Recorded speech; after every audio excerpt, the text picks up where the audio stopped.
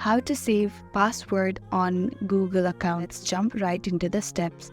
First, open Google Chrome on your phone. That can be downloaded through App Store. Then tap on your profile, which is on the top right corner. Here you can see Password Manager. Just tap on it. So here you'll find all the password that you have already saved in Google account. To add new password on Google account, what you want to do is you just have to tap on Add Password.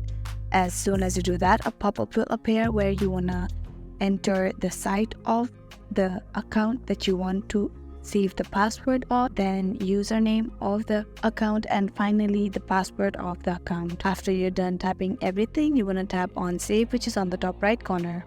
The next thing how you can save password on Google account is when you log into any account by Google, there will be an option of save this password. In that time, you have to tap on Save Now and do the following activities later on.